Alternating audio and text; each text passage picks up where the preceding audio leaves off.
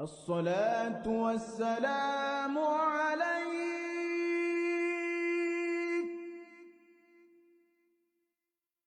يا إمام المجاهدين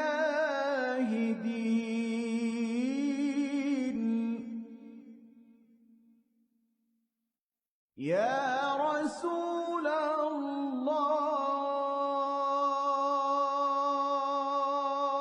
Assalamualaikum warahmatullahi wabarakatuh.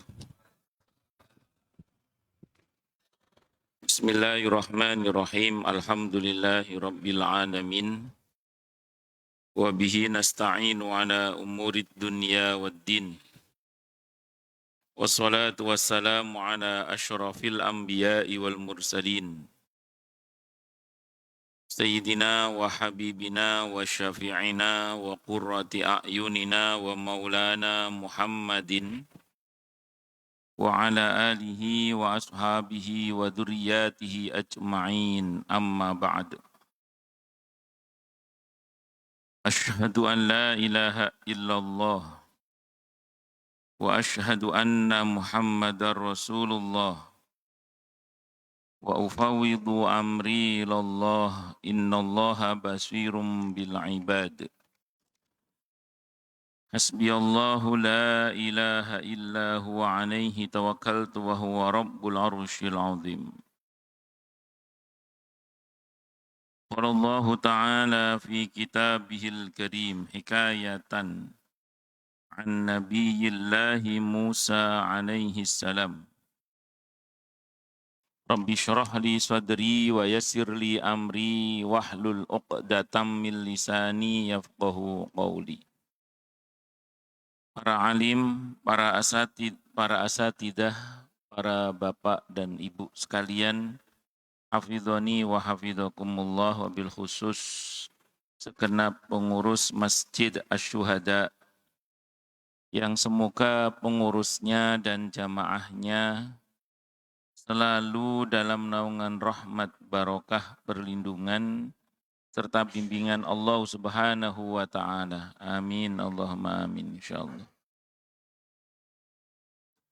Allahumma inna nas'aluka ilman nafi'a wa rizqan tayyiba wa amalan mutaqabbala wa fatahallahu lana futuhal arifin.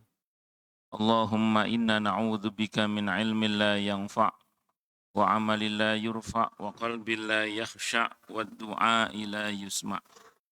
Allahumma ati anfusana taqwaha wa zakkiha anta khairu man zakkaha anta waliyuha wa maulaha. Amin Allahumma amin insyaallah. Masih melanjutkan kajian kita kitab At-Tadhkirah karya Al-Imam Al-Qurtubi rahimahullah rahmatan wasi'ah wa rahimallahu ulama al-muslimin. Qala al-muallif rahimahullahu ta'ala wa nafa'ana bihi wa bi'ulumihi fid dharaini amin. Bismillahirrahmanirrahim.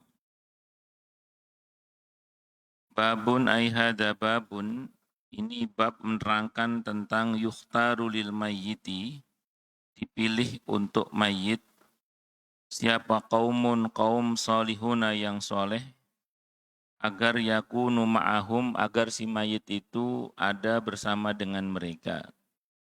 Kalau kemarin membahas tentang keutamaan mencari makam di tanah suci, Mekah, Madinah, atau di sekitaran Baitul Maqdis. Kalau kali ini lebih kepada memilih pemakaman yang di situ banyak dimakamkan orang-orang soleh. Kalau kemarin membahas tentang makamnya, kalau sekarang membahas tentang isi makamnya, yang banyak orang-orang solehnya. Kharraja Abu Sa'id Al-Malini, telah mengeluarkan hadis siapa Abu Sa'id Al-Malini fi Kitabil Mu'talif wal Mukhtalif, dalam kitab Al-Mu'talif dan Al-Mukhtalif wal Mukhtalif. Wa Abu Bakar Al-Kharaiti, dan Abu Bakar Al-Kharaiti Matur nuwun nggih, jazakallahu khairan. Fi kitabil kubur, dalam kitab Al-Qubur. Min hadis Sufyan Ats-Tsauri, dari hadis Sufyan Ats-Tsauri. Matur nuwun nggih, jazakallahu khairan. An Abdullah ibn Muhammad ibn Uqail. Dari Abdullah ibn Muhammad ibn Uqail. An Muhammad ibn Hanafiyah. Dari Muhammad ibn Hanafiyah. An Ali, dari Ali ibn Abi Thalib radhiyallahu anhu, qala, beliau berkata, Amarona, telah memerintahkan kami, siapa Rasulullah sallallahu alaihi wasallam, an nadfana, agar kami, atau an nudfina, agar kami memakamkan. Gimana turun? Mautana, orang yang mati di antara kami, wasata qaumin, di tengah-tengah satu kaum, solihina, yang soleh. Fa innal mauta, maka sesungguhnya orang yang sudah mati itu, yata'adzuna, mereka bisa merasakan tidak enak, bil jarisu, atau merasa terganggu bil jarisu, dengan tetangga yang buruk. Sama yata'adza bihi al ahya'u, sebagaimana orang yang mati itu merasa terganggu dengan tetangga yang buruk itu saat dia masih hidup. Hadis ini riwayat Ibnu Hibban juga diantaranya. Hadis ini dianggap lemah oleh sebagian para ulama, namun Imam Al-Qurtubi dalam kitab ini mengutip beberapa jalur riwayat. Hadis yang lemah selama rawinya nggak fasik. Kalau jalur periwayatannya banyak, itu bisa menjadi hasan li ghairihi. Nah, nanti beliau mengutip beberapa jalur riwayat. Tadi saja sudah ada Al-Malini, Abu Bakar Al-Kharaiti, terus catatan kakinya ada Ibnu Hibban juga, terus kemudian nanti disusul beberapa riwayat-riwayat yang lain. Jadi walaupun hadisnya ini lemah, namun jalur periwayatannya banyak. Hadis yang lemah selama rawinya tidak fasik, itu kalau jalur periwayatannya banyak, dia bisa menjadi hasan li ghairihi. Nah, di sini saya terangkan. Jadi ini berkaitan dengan keutamaan memakamkan jenazah di tengah-tengah pemakaman yang di dalamnya banyak orang solehnya. Itulah kenapa dalam Islam makam muslim dan kuburan kafir itu dipisah. Karena seseorang itu akan terganggu dengan tetangganya sebagaimana dia terganggu ketika dia masih hidup kalau tetangga itu buruk. Saya di sini nanti sebutkan riwayat bahwa memang dia tidak ikut diadab sih, yang diadab tetap yang sebelah. Kalau memang itu tetangga yang buruk ya, dia yang diadab yang sebelah. Misalnya yang sebelah itu ahli maksiat, bahkan kafir misalnya. Yang diadab itu yang sebelah, muslimnya nggak diadab. Cuman ramenya adab sebelah itu sedikit banyak mengganggu muslim gitu loh. Loh Ustadz, emang kuburan sama alam kubur itu sama ya kok mereka bisa terganggu begitu? Maka sebagian para ulama, sependek yang saya baca dari kitab Ar-Ruh Ibnu Qayyim Al-Jauziyah rahimahullah, kuburan dan alam kubur itu berbeda. Tapi punya keterkaitan. Seperti sinar matahari dan mataharinya gitu. Taruhlah misalnya jasadnya itu ditaruh di kuburan. Rohnya itu di alam barzah, di alam kubur. Jadi saya ulang, jasadnya di kuburan, rohnya di alam kubur. Kalau kata Ibnu Qayyim, memang ini dua hal yang berbeda. Akan tetapi ini saling berkait bertaut. Jadi kadang apa yang dirasakan di alam barzah itu terasa sampai di kuburannya itu. Jadi apa yang terjadi di alam barzah itu kadang terasa sampai di kuburan fisiknya itu. Ya, sehingga sedikit banyak muslim yang berdekatan dengan kuburannya itu yang merasa terganggu karena apa yang dirasakan di sini itu kadang bisa diakses juga oleh yang ada di alam barzah sana. Terganggunya itu loh. Nggak ikut diadab sih, enggak. Cuman terganggu gitu loh.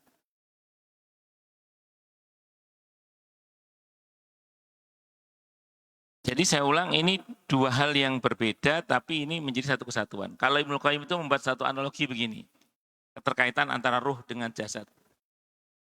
Orang kalau masih hidup, kata Ibnu Qayyim, saya baca dalam kitab Ar-Ruh beliau itu, manusia itu kan terdiri dari ruh dan jasad. Manusia itu terdiri dari ruh dan jasad. Manusia itu. Satu sama lain saling bertaut, ruh dan jasad itu. Hanya kalau kita masih hidup, yang dominan itu ruh. Maaf, kalau kita masih hidup yang dominan jasad, yang tampak jasad. Ruh sepertinya resesif. Tidak terlalu dominan kalau kita masih hidup. Begitu kita meninggal, dibalik kata Ibnu Qayyim. Yang dominan itu ruh, yang resesif jasad. Karena jasad dikubur, justru ruh itu hidup. Dominan dia. Nah, di dunia ini saja kata Ibnu Qayyim, ruh dan jasad saling berkaitan. Maaf ya, kita makan yang haram, itu fisik gitu. Tapi apa yang kita makan dalam bentuk makanan yang haram, itu membentuk perilaku ruh itu. Termasuk berdampak pada kekhusyuan dalam sholat misalnya. Itu bisa bahkan membuat orang melenceng dari segi akidah gara-gara makan yang haram. Sehingga mungkin saya pernah cerita di sini ya. Saya punya jamaah, putrinya itu kuliah di Jerman. Awalnya pakaiannya rapet lah kalau bahasa sederhananya. Satu saat pulang-pulang itu pakaiannya kok jadi seksi meleketet gitu. Seksi meleketet di sana. Loh kok Ustaz tahu? Saya termasuk yang didatangkan tuh untuk menasihati itu saya saat itu. Ya bingung aku, iki aku teko ya apa, gak teko ya apa. Lambine kayak ngono. Ya datang saja sudah. Saya sudah terbiasa kalau keluar dari rumah itu saya bukan laki-laki gitu aja. Saya hamba Allah gitu. Kalau saya laki-laki keluar rumah berarti saya kalau ketemu sama perempuan berarti saya menggunakan kelelakian saya. Makanya nggak saya pakai itu. Semua saya keluar sebagai hamba Allah gitu aja. Sing tak delok hamba Allah ngono ae lah. Ya bahwa kadang kepleset ya namanya manusia, astagfirullah. Sebenarnya nggak sengaja. Masuk dalam ayat Rabbana la tu'akhidna in nasina au akhtana. Nah, kalau ini ngadepi macam-macam. Pun singkat kata, singkat cerita, saya datang terus Bu Dokter ya ibunya itu ngomong ke putrinya itu, kamu kenapa kok bisa begini? Didedes sama ibunya itu. Ayo cerita, kenapa? Nah, karena nggak jelas ceritanya, ibunya langsung ngomong gini, kamu makan yang haram ya, gitu. Ibunya langsung ngomong gitu di depan saya itu, kamu makan yang haram ya. Begitu tanya kamu makan yang haram ya itu, anaknya cerita. Iya mah katanya, dia cerita. Jadi biasanya kalau pulang kuliah itu, dia makan yang berusaha mencari yang halal. Cuman memang yang halal itu lebih jauh. Mungkin saat itu nggak kayak sekarang ya, apa mesen-mesen makanan mungkin semudah saat itu mungkin nggak semudah sekarang ini mungkin saat itu. Sudah agak lama kejadiannya. Terus suatu saat dia bilang gini, sesekali lah makan yang haram, lagi lapar, lagi males beli yang halal jauh. Sesekali makan yang haram.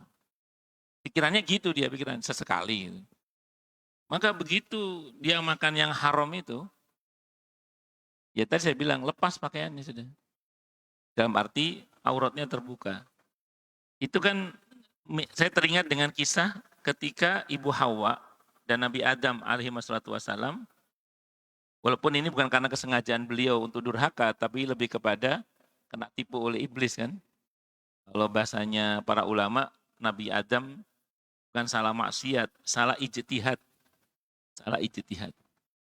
Itu saja membuat aurat kedua beliau terbuka kan. Maka rupanya fisik makan yang haram itu berdampak kepada ruh. Nah, kepada arah berpikir dan macam-macam tadi itu. Nah demikian juga apa yang terjadi pada ruh. itu juga berdampak kepada fisik. Pernah napa mboten panjenengan resah, kepikiran, gelisah yang kena lambungnya, pernah? Kita kepikiran, resah, gelisah, itu kan rohani itu. Yang kena lambungnya, nanti nggih, asam lambung naik. Padahal yang gelisah, yang resah, yang kepikiran itu rohani. Tapi kena ke lambung. Itu saling kait bertaut. Kata Ibnu Qayyim, nanti setelah mati pun masih itu. Makanya kadang kejadian-kejadian di alam barzah itu juga bisa dirasakan di alam yang kuburan itu. Di alam kubur kadang terasa sampai di kuburannya itu. Sebagaimana apa yang terjadi di kuburan itu kadang juga sedikit banyak bisa diakses oleh yang ada di alam kuburnya itu. Maka orang yang disiksa di dekat kuburan seorang yang muslim tadi itu, si muslimnya ini enggak ikut diadab, enggak. Tapi dia akan terganggu dengan keadaan orang yang sedang diadab itu. Makanya itulah pentingnya kita mencarikan pemakaman untuk keluarga kita di pemakaman yang di dalamnya banyak orang solehnya.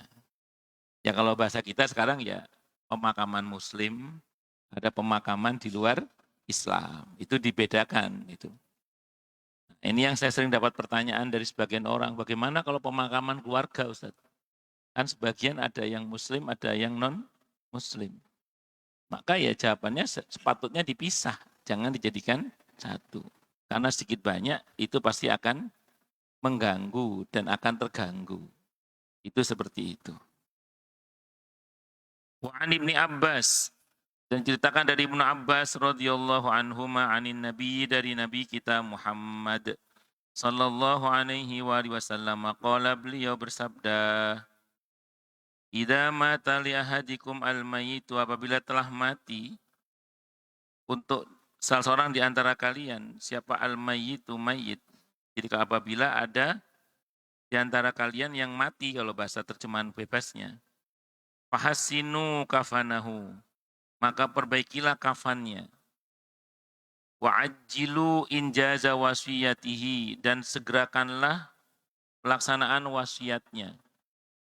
Di antara yang mesti disegerakan kalau ada yang meninggal, pertama perawatan jenazahnya ya. Mulai dari memandikannya, mengkafani, mensolatkan, terus memakamkan, dikeluarkan biaya pemakamannya sebelum pembagian warisnya. Kalau ada hutang, tunaikan hutangnya. Kalau ada wasiat, tunaikan wasiatnya, baru pembagian warisannya. Yang dibagi waris adalah harta peninggalan si mayit. Kalau si mayit semasa hidupnya sudah memindahkan haknya kepada yang masih hidup, jangan dibagi waris. Misalnya ada yang sudah dinafkahkan kepada istrinya, ada yang sudah dihadiahkan kepada putrinya, ada yang sudah dihibahkan kepada anaknya, yang sudah dihibahkan, dihadiahkan, dinafkahkan, itu jangan dihitung waris karena sudah dipindah hakkan namanya. Nah, karena yang dibagi waris itu hanya harta si mayit saja. Sementara yang sudah dipindahkan kepada istri, anak, dan siapapun, itu sudah tidak bisa disebut dengan harta peninggalan karena itu sudah pindah hak namanya. Ini biasanya terjadi kalau anaknya perempuan semua. Ini biasanya sudah dipindahkan semasa hidup. Jadi kalau ada orang, kalau biasanya ini kalau kasusnya anaknya perempuan semua ya, karena khawatir terjadi masalah dengan saudara-saudara si mayit, dari awal sudah dipindahkan entah melalui jalur nafkah, hibah atau hadiah. Karena pemindahan hak harta dari orang tua ke anak dalam fikih Islam itu bisa dengan 3 cara. Kalau dalam fikih Islam ya. Kalau hukum positif nanti nanya sama Pak pengacara. Jadi kalau dalam fikih Islam pemindahan hak dari orang tua ke anak itu 3 cara dalam fikih Islam. Yang pertama bisa melalui nafkah. Kalau nafkah ini asasnya sesuai kebutuhan, kalau nafkah itu. Makanya nanti kalau ada anak kuliah di Jogja, sama ada anak kuliah di Surabaya, itu kebutuhan hidupnya beda. Maka transfernya juga beda, itu tidak apa-apa, sesuai kebutuhan. Yang satu kuliah arsitek, yang satu kuliah kedokteran, yang satu kuliah fakultas tarbiyah. Itu kebutuhan kuliahnya juga berbeda. Jadi kirim transfernya beda enggak apa-apa. Karena itu sesuai dengan kebutuhan namanya. Itu nafkah. Nah yang sudah dipindahkan sebagai nafkah, itu jangan dihitung waris. Karena itu sudah dipindahkan kepada anak-anaknya. Yang pertama. Atau yang kepada istrinya. Kemudian yang kedua, hibah atau hadiah. Kalau hibah atau hadiah, asasnya harus adil. Anak laki, anak perempuan sama. Tidak boleh beda. Anak laki, anak perempuan sama. Tidak ada beda. Itu namanya hibah atau hadiah. Hadisnya Sahih Bukhari. Ada beberapa redaksi. Suatu saat ada sahabat Nabi namanya Bashir radhiyallahu an ingin menghibahkan sebagian hartanya kepada Nu'man bin Bashir Nu'man bin Bashir radhiyallahu anhuma. Ibunya ngomong sama si bapaknya Bashir itu, "Mas, anakmu kan banyak. Yang dikasih kok cuman Nu'man." "Ya, saya cuma mau ngasih Nu'man aja, yang lain enggak," kata bapaknya gitu. Ini aukamakal mafhum riwayat dalam Sahih Bukhari ya. Terus kata istrinya, "Aku enggak terima loh. Aku laporkan kamu ke Rasulullah Muhammad sallallahu alaihi wasallam." Terus Nu'man juga ngomong, "Saya juga enggak mau terima hibah dari ayah atau hadiah dari ayah kecuali Rasulullah Muhammad sallallahu alaihi wasallam sebagai saksinya kecuali." Maka kemudian sekeluarga ini sowan menghadap kepada Nabi kita Muhammad sallallahu alaihi wasallam dan Nabi bertanya, "Apakah anakmu cuma satu ini?" "Tidak, anak saya banyak ya Rasulullah." "Kamu beri semua?" "Enggak." "Kamu beritahu semua?" "Enggak." Maka kata Nabi, "Ittaqullah." Bertakwalah kalian kepada Allah. "Wa'dilu baina auladikum." Dan berlaku adillah di antara anak-anak kalian. Kalau kamu beri satu, beri semua, kata Nabi. Jadi kalau diberi satu, diberi semua, kata Nabi. Atau paling enggak diberitahu semualah kalau bahasa kita itu. Nah, itu asasnya kalau hibah atau hadiah, asasnya adalah sama. Mau anak laki maupun anak perempuan. Sama, itu hibah namanya. Emang boleh Ustadz? Boleh.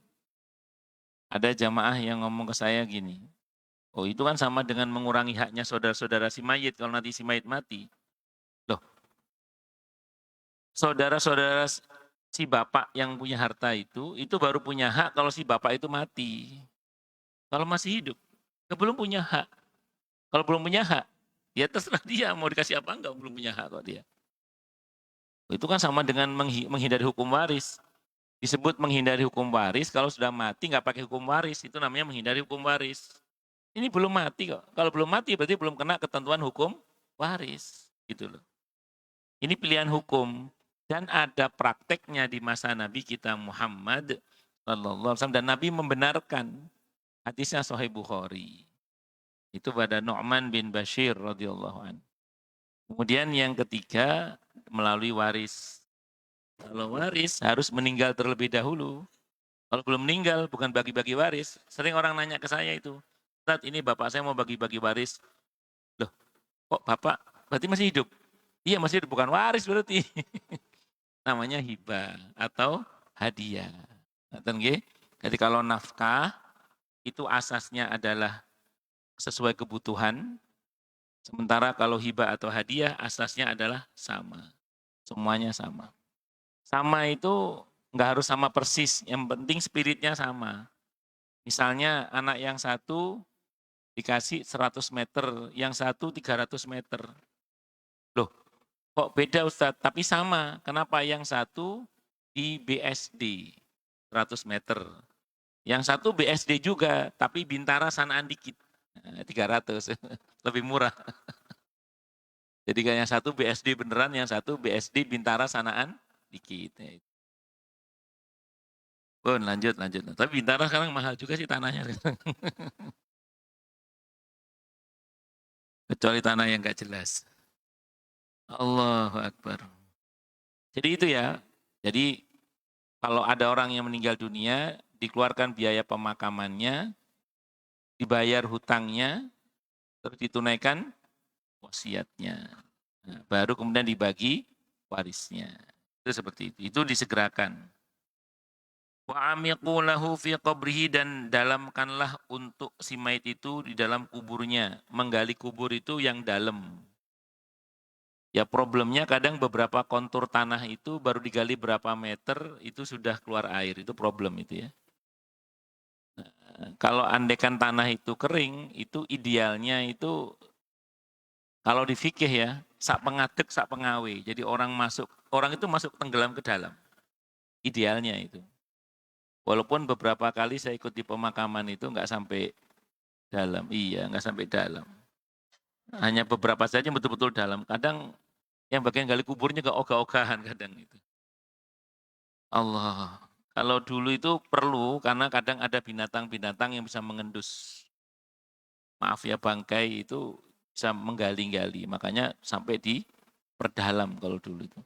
Dalam konteks sekarang mungkin tidak ya, tapi tetap sunnah ini berlaku. Untuk demi kehormatan manusia itu sendiri. Allahu Akbar. Terus kemudian wajan nibuhu, dan jauhkanlah dia ya rasu dari tetangga yang buruk. Jadi orang yang mati ini jauhkan dari tetangga yang buruk, tetangga di kuburannya maksudnya. Qila, dikatakan ya Rasulullah, wahai Rasulullah, wahal yang fa'ul jaru salihu fil akhirah. Apakah tetangga yang soleh itu bermanfaat nanti di akhirat? Qala, Nabi menjawab, hal yang fa'u fid dunya. Apakah tetangga yang soleh itu bermanfaat di dunia? Qalu, mereka menjawab, na'am, nggih ya Rasulullah. Qala, Nabi bersabda, hadzalika yang fa'u fil akhirah. Demikianlah tetangga yang baik itu akan bermanfaat di akhirat. Dzakarahu al-Az-Zamakhsyari fi kitab Rabi'il Abror. Hadis ini disebut pula oleh Syekh Az-Zamakhsyari dalam kitab Rabi'il Abror. Wa kharrajahu Abu Nuaim. Dan telah mengeluarkan hadis ini siapa? Abu Nuaim al-Hafidh. Isnadi dengan sanad beliau min hadis Malik ibn Anas. Dari hadis Malik ibn Anas. An Ami, dari pamannya. Nafi ibn Malik. An Abi, dari bapaknya. An Abi Hurairah radhiyallahu anhu. Qala, beliau berkata. Qala, bersabda siapa Rasulullah sallallahu alaihi wasallam. Idfanu mautakum. Kuburkanlah orang-orang yang mati di antara kalian. Wasata qaumin solihina. Di tengah-tengah kaum yang soleh. Fa'innal mayyita, maka sungguhnya mayit ya ta'adha, bisa merasakan terganggu bil jari su', dengan tetangga yang buruk. Ini yang saya bilang tadi, hadisnya walaupun ada yang melemahkan, tapi jalur periwayatannya banyak gitu loh.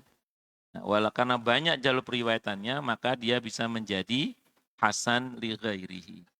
Hadis hasan itu bisa diamalkan sebagaimana hadis yang sahih. Saya pernah mendengar penjelasan sebagian para ulama ketika mensyarah hadis-hadis seperti ini mengatakan begini. Orang-orang yang soleh semasa hidupnya itu kan ditemani oleh para malaikat. Saya ulang ya, orang-orang yang soleh semasa hidupnya itu ditemani oleh para malaikat. Lahir batin itu ditemani oleh para malaikat. Sebagaimana beberapa ayat yang mengisyaratkan hal ini, misalnya, ada beberapa ayat. Salah satunya diantaranya misalnya di surah Hamim As-Sajdah, surah Fussilat, surah ke-41 ayat 30 itu. Innalladzina qalu rabbunallah thumma istaqamu tatanazzalu alaihimul malaikatu alla takhafu wa la tahzanu wa abshiru bil jannati allati kuntum tu'adun. Sesungguhnya orang-orang yang berkata, ini tidak hanya berkata tapi berkeyakinan, Rabbunallah. Rabb kami, pemelihara kami, yang mengatur nasib kami, rezeki kami itu Allah. Tsumastaqamu, kemudian dia konsisten, ajak, continue, terus menerus dalam keyakinannya itu. Maka apa kata Allah? Tatanazzalu alaihimul malaika, akan turun kepadanya malaikat dalam jumlah yang besar. Dan apa tugas malaikat itu? Menguatkan hatinya, membesarkan hatinya dengan mengatakan Allah takhafu wala tahzanu. Jangan takut, jangan sedih. Wa absyiru bil jannati allati kuntum tu'adun. Kalau dia bertahan dalam keyakinannya sampai matinya, malaikat mengabarkan Anda jamin masuk surga. Nah, malaikat ini tidak akan meninggalkan orang ini walaupun dia sudah meninggal dunia. Sehingga ketika jasad sang soleh tadi dimakamkan, kata para ulama, malaikat itu nggak akan pergi dari jasad si orang soleh ini. Dia akan terus mendoakan orang soleh ini sampai hari kiamat. Dia akan bertasbih, malaikat kan bertasbih, malaikat itu. Dia tidak akan meninggalkan jenazah orang soleh ini, didoakan terus, didoakan terus. Nah, tasbihnya malaikat, doanya malaikat, itu sedikit banyak berdampak pada ademnya sekitarnya itu. Nah, itulah kenapa kemudian kalau kita dimakamkan di makam banyak orang soleh, itu juga kerabatnya kan juga sering datang. Paling enggak kan assalamualaikumnya kita kecipratan lah. Assalamualaikum ya ahla diyar. Minal muslimin nasallallahu lana walakumul afiyah. Makanya di kitab ini ada anjuran kalau bisa kita itu dimakamkan di pemakaman umum yang banyak kaum musliminnya. Paling tidak andaikan keluarga kita lupa tidak menziarahi kita, paling enggak kita kena kecipratan doanya kaum muslimin yang ziarah. Paling enggak kena assalamualaikumnya itulah. Assalamualaikum ya ahla diyar. Minal muslimin nasallallahu lana walakumul afiyah. Paling enggak kita kecipratan doanya itu. Itu kata Imam Al-Qurtubi dalam kitab At-Tadhkirah itu. Itulah yang menguntungkan bagi kaum muslimin kalau dia memakamkan di tengah-tengah pemakaman kaum muslimin terutama di banyak orang-orang solehnya. Ya dapat doanya malaikat, dapat tasbihnya malaikat, dan seterusnya itu. Allahu Akbar. Dan tasbih itu, tahmid itu, tahlil itu berdampak pada pelapangan kubur. Dalam hadis Sahih Muslim, Nabi satu saat ikut mengantarkan pemakaman Sa'ad ibn Ubadah, Sa'ad ibn Mu'ad radhiyallahu an. Sosok yang meninggal dunia yang karenanya arsy berguncang. Itu Sa'ad ibn Mu'ad radhiyallahu an. Yang sapu tangannya itu sangat bernilai di sisi Allah Subhanahu wa taala karena sapu tangan itu dibuat untuk perjuangan di jalan Allah. Dan Nabi menyebut ini jenazah yang soleh ini dihimpit oleh kuburnya. Nanti insya Allah kita ketemu di bab setelah ini. Terus kata para sahabat, kami melihat Nabi, kami mendengar dan melihat Nabi bertasbih. Maka kami pun ikut bertasbih. Kami melihat dan mendengar Nabi bertakbir, maka kami pun bertakbir. Yang versi Muslim sampai situ ada riwayat Ahmad dan beberapa rawi yang lain, saya lupa ada beberapa rawi yang lain, itu Nabi tidak hanya bertakbir, tidak hanya bertasbih dan bertakbir, bahkan Nabi bertahlil, berarti la ilaha illallah. Dan kami mengikuti apa yang dilakukan Rasulullah. Seusai pemakaman, sahabat bertanya, ya Rasulullah, hari ini kami melihat yang nggak biasanya Anda lakukan ya Rasulullah. Kiranya apa yang terjadi? Kata Nabi, Okamakol, jenazah yang soleh ini tadi dihimpit oleh kuburnya, terus kemudian aku baca tadi tasbih, subhanallah. Aku baca tadi apa? Takbir. Ini di Sahih Muslim. Kalau yang versi Ahmad ada tambahannya, bahkan beliau bertahlil. Berla ilaha illallah. Dalam versi riwayat yang lain ya, ada tambahannya. Itu kata Nabi, dengan itu dilapangkanlah kuburnya oleh Allah. Jadi bacaan tasbih kita, tahmid, bacaan takbir kita, bacaan tahlil kita, itu berdampak pada pelapangan kubur. Jadi kuburnya menjadi lapang dengan izin Allah Subhanahu wa ta'ala. Kalau kita gabung bacanya subhanallah walhamdulillah wala ilaha illallah wallahu akbar. Itu gabung itu. Itu berdampak pada pelapangan kubur itu. Maka tasbihnya malaikat, tasbihnya orang yang datang ke kuburan itu sedikit banyak berdampak pada sekitarnya itu. Itulah pentingnya kalau kita punya tetangga yang soleh di kuburan itu. Dan yang kedua, paling enggak tadi itu, yang pertama tadi, paling enggak kita dapat salamnya orang yang ziarah. Lumayan lah dapat salamnya itu. Itu seperti itu. Sebaliknya kalau orang kafir, naudzubillah min syarri dzalik, atau orang-orang yang jahat, ya mungkin yang bukan mungkin, pastinya yang ada kan bukan malaikat rahmat, tapi malaikat adab. Atau mungkin seliwerannya setan juga nggak pergi, korin-korinnya juga nggak pergi kan. Bayangkan kalau yang menghuni setan bagaimana kira-kira gitu. Makanya kalau dimakamkan di dekat orang yang tidak baik, sedikit banyak akan berdampak pada ketergangguan.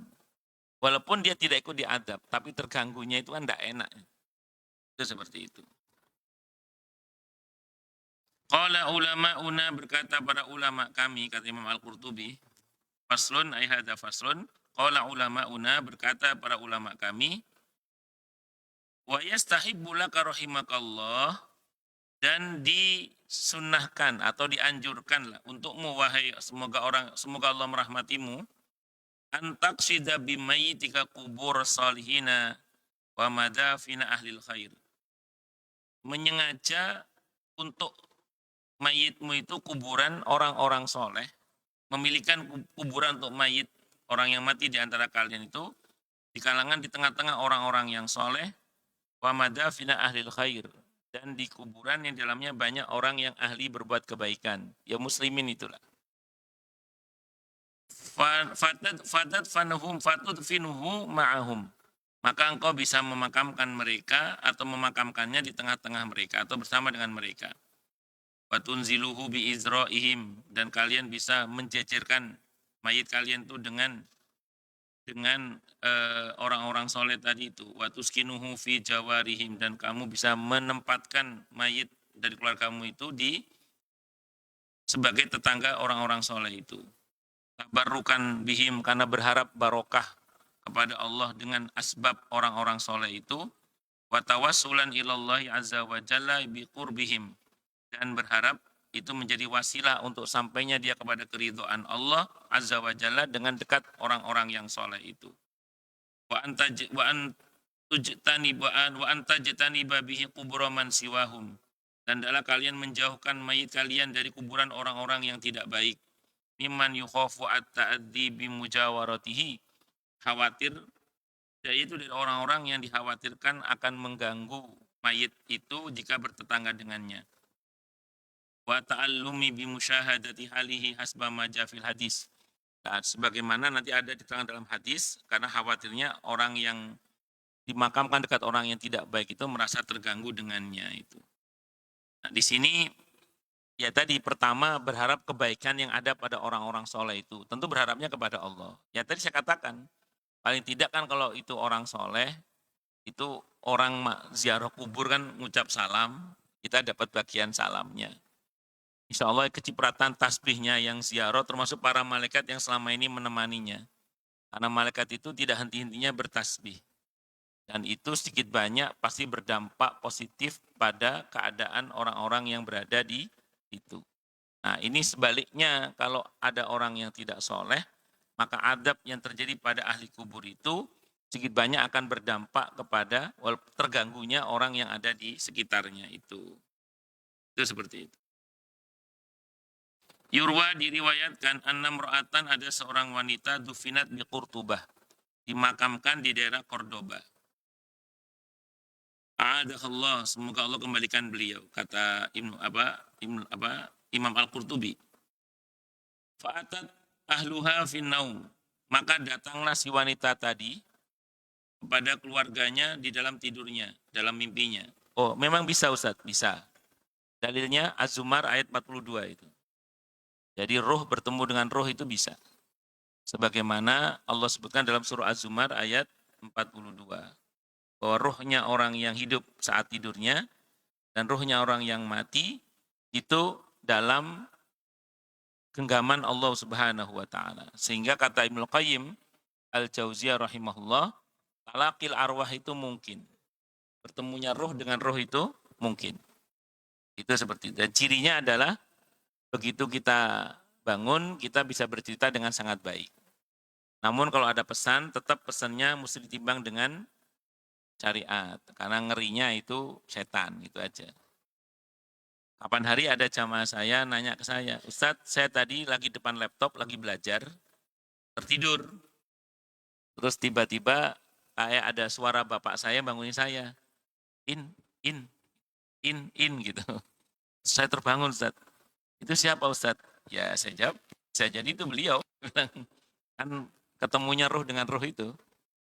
Tuh. Pernah juga ada jamaah saya, habis sholat tahajud mendoakan ayahnya, yang sudah meninggal. Terus qadarallah beliau tertidur di sajadahnya itu. Begitu tertidur, bapaknya datang dalam mimpi itu. Din, makasih ya. Gitu. Habis mendoakan bapaknya habis sholat tahajud itu, bapaknya datang dalam mimpinya bilang, Din, makasih ya. Gitu. Itu jamak terjadi. Walaupun kebanyakan jenengan kalau mimpi ketemu orang yang sudah meninggal biasanya tidak ngomong biasanya. Tapi ini beberapa ngomong. Allahu Akbar. Ya itu bisa dibenarkan informasi ini. Terus kemudian faja'alat ta'tibuhu wa tashkuhum. Wanita ini mengeluh kepada keluarganya. Fatakul dan dia berkata, ma wajadtum antud finuni illa farnil jabib illa farnil jir, kata orang itu, kata wanita itu. Apa kamu nggak nemu kuburan yang lain, katanya. Masa saya kok dimakamkan di dekat pembakaran kapur, kata wanita itu. Masa saya kok dimakamkan dekat pembakaran kapur. Falamma asbahu, maka ketika subuh sudah menjelang, nadharu, mereka pun akhirnya melihat, falam yarau fi dzalikal maudhi'i kullihi wala biqurbatin wala biqurbati farnijir tadi itu. Begitu keluarganya memverifikasi ke lapangan, ditengok sana sini kok enggak ada, tempat pembakaran kapur itu enggak ada. Fabahasu wasa'alu amman kana madfunan bi izra'iha. Maka akhirnya nanyalah ke orang sekitar, kira-kira siapa saja orang yang dikubur dekat wanita tadi itu. Wawajaduhu rajulan sayyafan. Maka mereka mendapati di antara orang yang dekat dengan pemakaman wanita itu adalah seorang al-Guju. Al-Guju kana libni Amir. Dia al-Gujunya Ibnu Amir. Wa qabruhu ila qabriha. Dan kuburnya dekat sama kubur wanita itu. Oh, ini rupanya yang membuat si wanita tadi itu terganggu. Maka fa'akhrajuha min jiwariha. Akhirnya dikeluarkan, digali kembali dari kuburan tersebut wanita tadi. Dzakara hadza, telah menceritakan atau menyebutkan kisah ini siapa? Abu Muhammad Abdul Haq di Kitabil Aqibah, dalam kitab beliau namanya Al-Aqibah Lahu yang menjadi karya beliau. Jadi mimpi ini kalau dalam Islam itu dibahas ya, kalau mimpi. Kita jangan pernah berkata, mimpi itu cuman kembang tidur, gak usah dihiraukan. Itu salah kalau dalam Islam. Mimpi itu termasuk kebiasaan Nabi. Saya baca dalam hadis Sahih Bukhari, sependek yang saya baca dalam Sahih Bukhari itu, di antara kebiasaan Nabi kalau habis sholat subuh, itu bertanya kepada para sahabat, siapa yang tadi malam mimpi?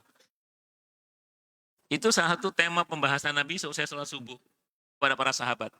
Siapa yang tadi malam mimpi, kata Nabi. Kalau mimpi yang baik ceritakan, nanti akan saya takwil, kata Nabi. Takwil mimpi itu ada. Dulu ulama yang ahli takwil mimpi namanya Ibnu Sirin. Ada kitabnya namanya Tafsirul Ahlam, tafsir mimpi. Di online banyak itu. Tafsirul Ahlam. Oke. Tapi yang karya Ibnu Sirin ya, karya ulama ya. Ibnu Sirin. Dulu Imam Malik, kalau mimpi nggak ngerti takwilnya nanya sama Ibnu Sirin. Beliau pakar mimpi itu.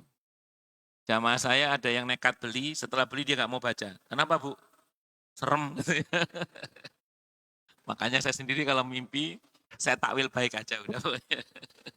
Husnudzon baik aja udah sama Allah. Kalau nggak bisa takwil baik, saking seremnya, perintah Nabi apa? Wudu, sholat, berlindung kepada Allah. Itu saking pentingnya mimpi itu. Nabi sampai wanti-wanti gitu. Kalau kita mimpinya itu susah ditakwil baik. Ditakwil baik itu susah. Perintahnya apa? Wudu, sholat, berlindung kepada Allah. Saking tidak bolehnya meremehkan mimpi itu. Berlindung kepada Allah. Allahu Akbar. Saking pentingnya apa tadi? Mimpi. Dan mimpi itu dalam hadis yang sahih disebutkan 1 dari 46 kenabian, cabang kenabian yang tersisa. 1 dari 46 cabang kenabian itu kata Nabi adalah mimpi. Maka mimpi tidak boleh diremehkan. Nah, mimpi ini kalau untuk para nabi namanya wahyu. Pasti benar udah kalau mimpinya nabi itu. Kalau mimpinya para wali namanya karomah. Tidak sama dengan wahyu tapi potensi benarnya tinggi gitu. Potensi salahnya kecil. Kalau untuk kita ada 3 macam mimpi. Ada ar-ru'ya as-shadiqah, mimpi yang benar, isyarat dari Allah itu. Yang kedua atharu ma qablan naum, dampak sebelum tidur. Yang ketiga waswasatu syaitan, godaan setan. Kalau ar-ru'ya as-shadiqah, mimpi yang benar, itu cirinya apa? Begitu kita bangun, kita bisa bercerita dengan sangat baik mimpi itu. Itu namanya ar-ru'ya as-shadiqah. Itu isyarat dari Allah itu. Dalilnya mana Ustadz? Di kisah Nabi Yusuf alaihissalam. Itu raja. Kalau Nabi Yusuf udah pastilah ya, yang raja itu. Bahkan ada yang mengatakan raja ini masih kafir, belum masuk Islam. Dia mimpinya bisa benar. Kenapa? Karena dia bisa menceritakan dengan sangat baik mimpi itu. Yang kedua, 2 orang yang dipenjara bersama Nabi Yusuf. Itu yang satu jahat itu. Yang bagian tukang roti itu jahat itu. Karena dia mau meracuni raja itu. Jadi mimpinya orang jahat pun bisa benar itu. Asalkan dia bisa menceritakan dengan sangat baik mimpi itu. Terus siapa lagi di Al-Quran? Al-Quran yang menceritakannya. Fir'aun. Fir'aun itu nggak cuma kafir, baik kafir itu. Ngaku Tuhan dia. Itu mimpinya bisa benar. Ketika dia melihat kekuasaannya atau wilayahnya dihancurkan oleh seorang anak muda dari Bani Israel. Dia mimpi kerajaannya itu terbakar. Dan semua kaum Kipti rumahnya terbakar kecuali rumah orang Bani Israel. Itu dikumpulkan dukun-dukunnya, apa arti mimpi saya itu? Berarti Anda akan digulingkan oleh seorang anak muda dari Bani Israel. Itu mimpinya Firaun benar itu. Makanya mimpi tidak boleh diremehkan dalam ajaran Islam karena hadisnya sahih itu bahwa mimpi itu 1 dari 46 kenabian. Dan mimpi umatku di akhir zaman banyak benernya kata Nabi. Tapi jangan kemaruk sama mimpi. Semoga diperhatikan. Pokoknya kalau ditawil bagus, alhamdulillah. Kalau nggak bisa ditawil bagus, wudhu, sholat, berlindung kepada Allah. Jangan diremehkan itu. Mentok sodako deh, al-falak an-nas deh, supaya selamat itu. Yang kedua, asaruma qablan naum, dampak sebelum tidur. Kalau dampak sebelum tidur, misalnya dengan mau tidur lapar, bukan lapar, lapar. Mau tidur itu lapar. Tidur mimpi makan, nggak usah ditakwil dah itu. Itu namanya asaruma qablan naum, dampak sebelum tidur itu. Yang terakhir, waswasatu syaiton, godaan setan. Kalau godaan setan ini kadang sihir. Jadi ada orang itu tidur, mimpi digigit anjing, bangun sakit. Ada orang yang tidur, mimpi digigit monyet, bangun sakit. Saya cerita ini karena beberapa orang yang mengalami itu cerita begitu. Saya dikejar anjing, digigit anjing, bangun sakit. Dikejar monyet, digigit sakit misalnya. Kalau ular beda kalau ular. Kalau ular itu tergantung ularnya. Kalau ularnya bagus katanya berarti ada yang naksir katanya gitu katanya. Nah, tapi terlepas dari itu maksud saya gini, terlepas dari itu ya kalau sihir memang harus doa sebelum tidur itu harus dibaca memang. Dan bangun tidur itu mesti dibaca memang. Supaya kita dijaga oleh Allah Subhanahu wa taala. Kiranya ini yang bisa saya sampaikan, semoga bermanfaat.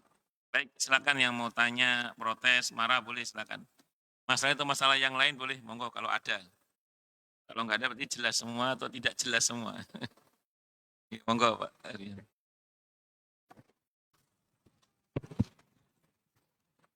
Bismillahirrahmanirrahim. Assalamualaikum warahmatullahi wabarakatuh. Waalaikumsalam warahmatullahi wabarakatuh. Ustaz, Nggih. terkait dengan tema bahwa kita disunahkan untuk memilih Nggih. tempat pemakaman kita. Saya pernah mendengarkan suatu ceramah bahwa orang-orang beriman itu nanti di alam kubur akan saling mengenal ya tadi. Betul. Jadi pemikiran saya bahwa alam kubur itu satu kesatuan ya tadi. Betul. Tadi Ustadz sampaikan bahwa orang-orang beriman itu menghindari atau terganggu oleh kuburan orang-orang kafir. Pertanyaan saya, apakah saya mencontohkan misalkan seluruh kuburan di seluruh kota Bekasi itu alam kuburnya satu alam kubur, ataukah alam kubur seluruh umat manusia itu satu kesatuan, sehingga orang-orang beriman itu mengenal tidak hanya sesama jamaah atau sesama kota, tapi seluruh orang beriman di seluruh dunia ini. Yang pertama. Kedua, terkait dengan tingkatan alam kubur itu, apakah alam kubur seorang rasul, nabi itu sama dengan orang-orang beriman yang lainnya, Pak? Baik. Terima kasih. Assalamualaikum warahmatullahi wabarakatuh. Waalaikumsalam warahmatullahi wabarakatuh. Setelah ini babnya kita bahas, setelah ini kita bahas babnya. Setelah bab ini kita bahas bab yang Bapak tanyakan, yaitu insya Allah ya, ada hadis riwayat Ibnul Mubarak. Hadisnya dalam kitab ini Hasan. Dalam kitab ini hadisnya Hasan. Betul memang nanti orang-orang beriman itu tinggal dalam satu kapling ya. Dan mereka akan saling berkunjung dan saling bertemu. Orang-orang beriman itu. Saling berkunjung dan saling bertemu dalam satu kapling itu. Bahkan dalam riwayat itu diceritakan ketika orang yang beriman itu baru masuk ke alam kuburnya di kapling orang beriman itu ada yang beberapa buru-buru mau nanya. Kata yang lain dalam satu riwayat malaikat yang mengatakan biarkan dia istirahat. Dia baru datang dari perjalanan yang cukup melelahkan. Maka setelah cukup istirahatnya, mulailah mereka saling bertanya, bagaimana kabar si fulan. Terus si yang meninggal nanya, si bapak itu kok nggak kelihatan ya? Emang kenapa, kata yang lain? Beliau meninggal sebelum saya. Kok nggak kelihatan di sini? Ada yang lihat nggak? Nggak ada. Ada yang ngomong, saya yang lihat. Kemana? Dia kemarin ke ila ummihi hawiyah. Rupanya kalau diazab sama dirahmati itu kaplingnya beda, nggak ketemu. Ini hadisnya Hasan Okamakal. Nah, singkat kata singkat cerita, memang betul orang beriman itu ini ngomong di alam barzahnya ya. Itu memang satu kapling.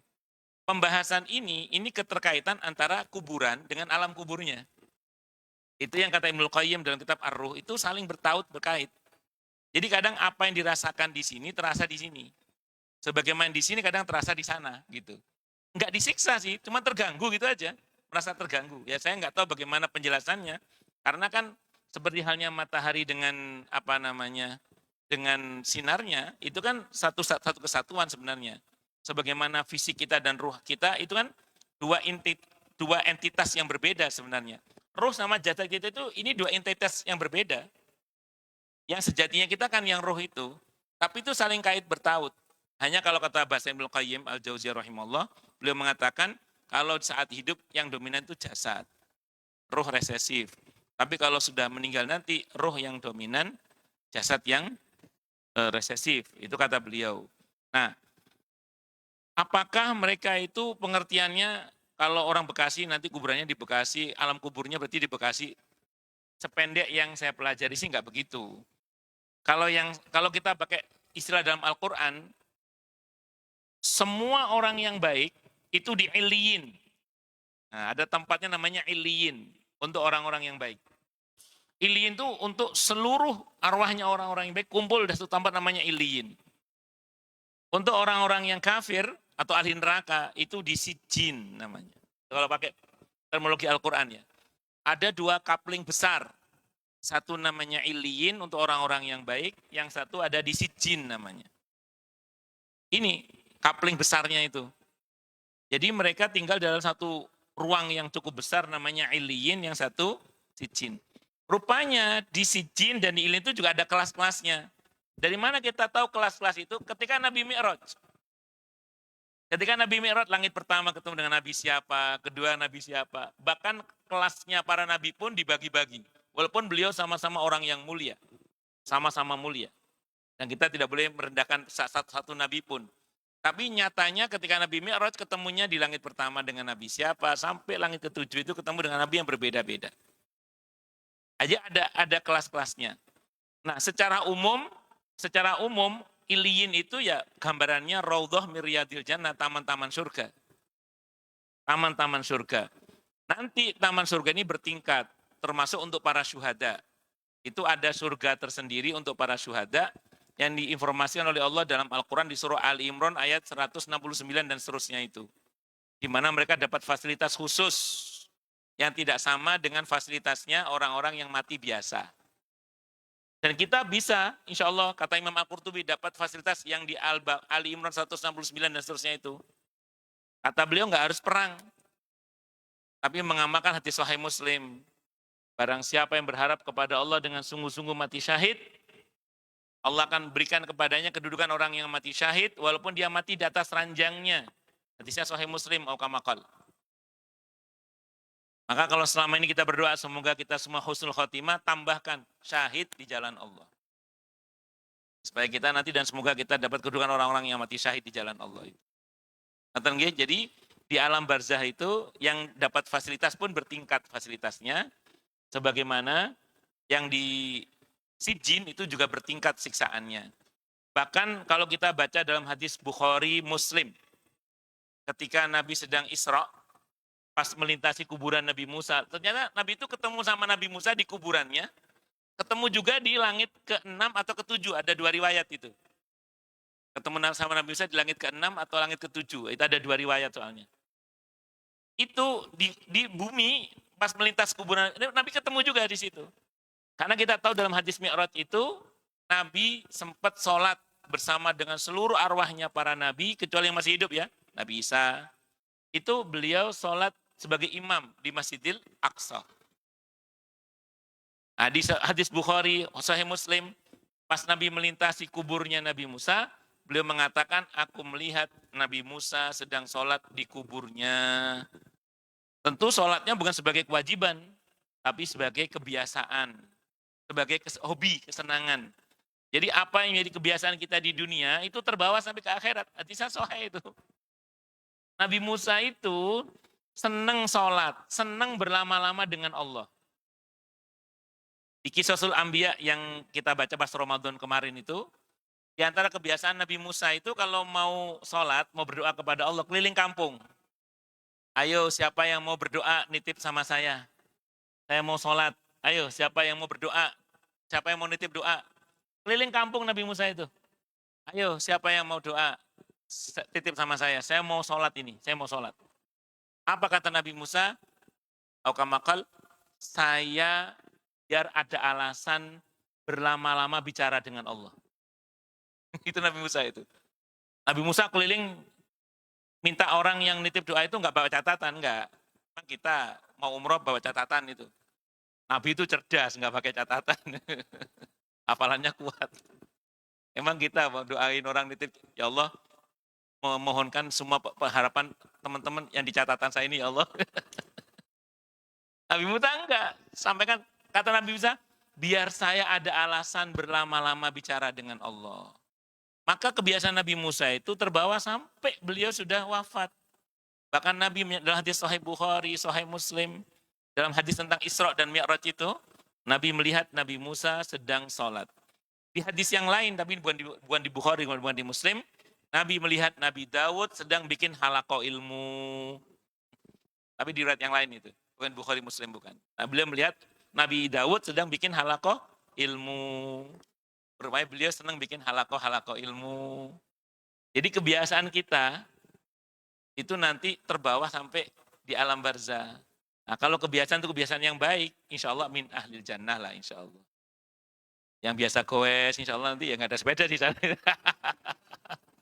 Tapi enggak, untungnya yang ahli goes ahli masjid ya. Nonton ya, alhamdulillah. Nonton nggih Pak Hardianto. Monggo yang lain silakan kalau ada. Oh jelas semua ya? Atau tidak jelas semua? Nggih, monggo.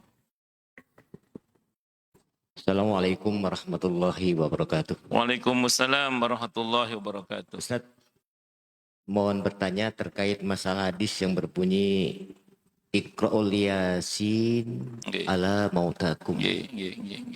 Bacakanlah surat Yasin di antara yang meninggal di antara kalian.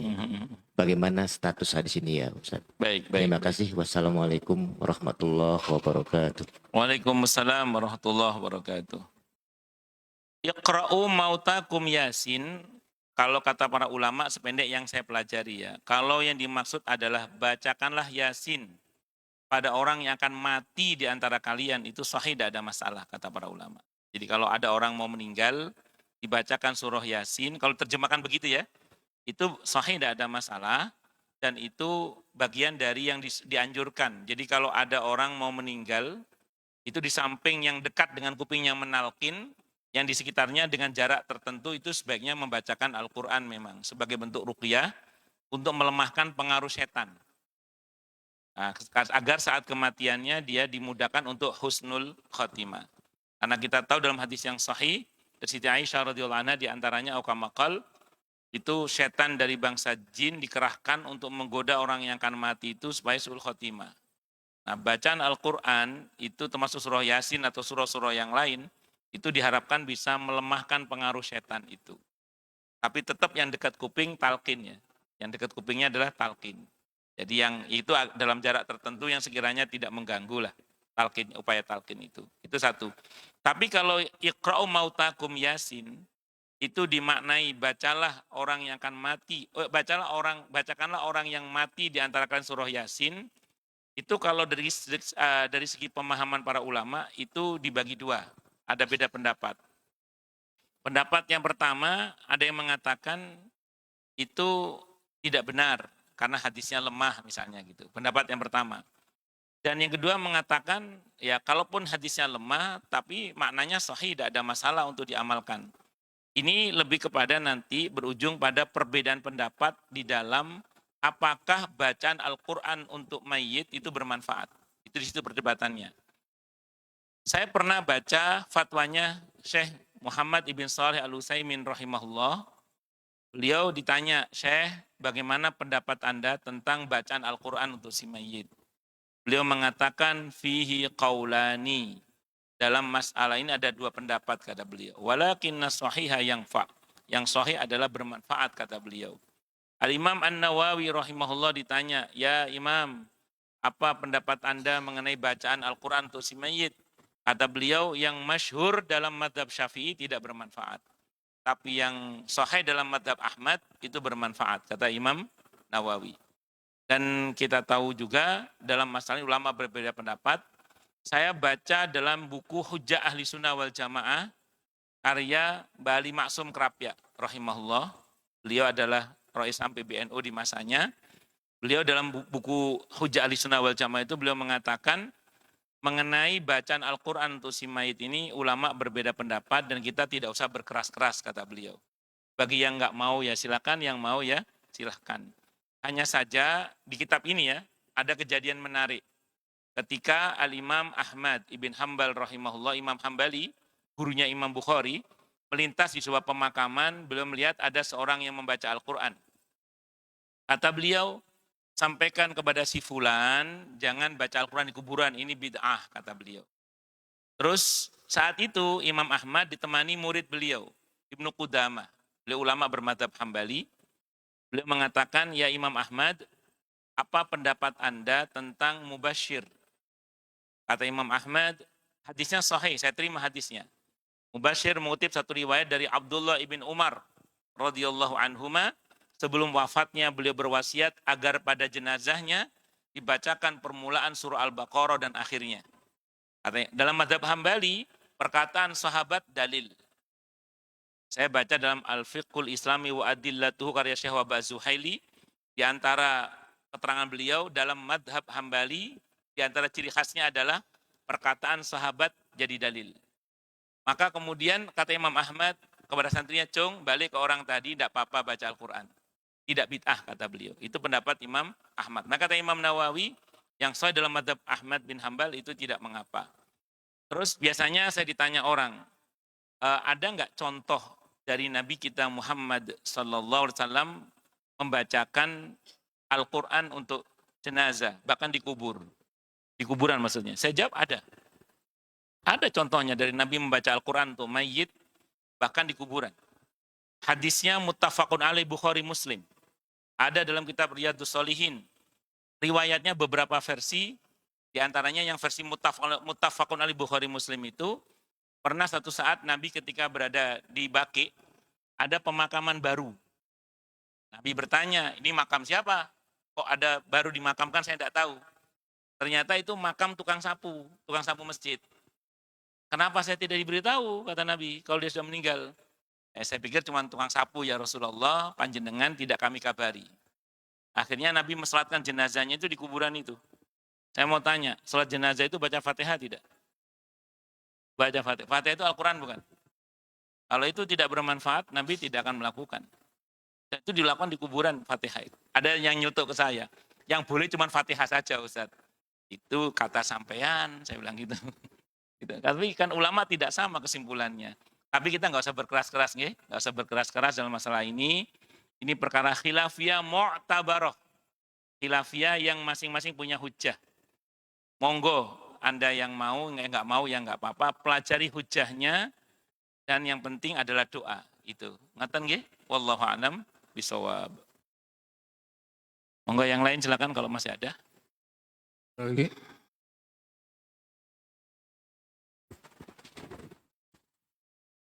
Oh, jelas semua nih. Baik, cukup nih. Baik, kita tutup dengan hamdalah.